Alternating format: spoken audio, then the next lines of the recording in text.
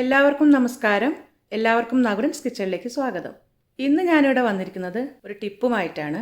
നമ്മൾ സാധാരണ സദ്യകൾക്കും അല്ലെങ്കിൽ അധികം പപ്പടം കാച്ചുന്ന അവസരങ്ങളിലൊക്കെ ഈ എണ്ണ അല്ലെങ്കിൽ പപ്പടമൊക്കെ നല്ലപോലെ കറുത്ത് വരും കുറച്ച് നമ്മൾ കാച്ചുമ്പോഴേക്ക് തന്നെ. അപ്പോൾ അത് ഒഴിവാക്കുന്ന ഒരു ടിപ്പാണ് ഞാനിവിടെ കാണിക്കുന്നത്.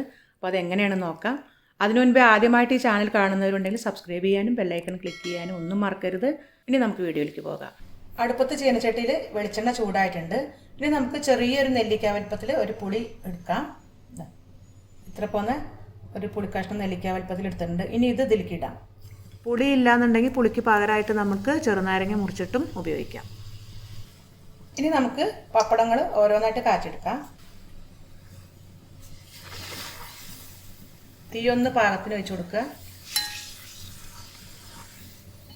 ഇത് കാച്ചി കഴിയുന്നവരെ ഈ പുളി ഇതൊന്നും എടുക്കേണ്ട ആവശ്യമില്ല, ഇങ്ങനെ തന്നെ കാച്ചെടുക്കാം. തീ എപ്പോഴും ക്രമീകരിച്ച് കൊടുക്കണം, നല്ലപോലെ കുറയ്ക്കരുത്, ഇടത്തിയിലിട്ട് കൊടുക്കണം. ഇതിപ്പോൾ 15 പപ്പടം കാച്ചിട്ടുണ്ട്. ഇതിനൊരു നിറവ്യത്യാസം ഒന്നുമില്ല, ഇതിന് എണ്ണയ്ക്കും നിറവ്യത്യാസം ഒന്നുമില്ല. ഇനി നമുക്ക് അടുത്ത പപ്പടം കാച്ചാം.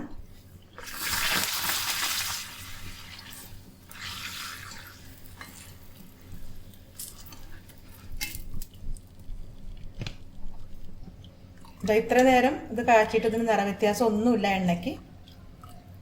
അപ്പോൾ ഒരുപാട് പപ്പടം നമുക്ക് കാച്ചാനുണ്ടാകും. അപ്പോൾ ഇതുപോലെ പുളി ഇട്ടിട്ട് നമ്മൾ കാച്ചിട്ടിട്ടാൽ മതി. അപ്പോൾ ഈ ടിപ്പ് എല്ലാവർക്കും ഇഷ്ടമായി എന്ന് വിചാരിക്കുന്നു. എല്ലാവരും വീടുകളിൽ ഇത് ട്രൈ ചെയ്ത് നോക്കണം.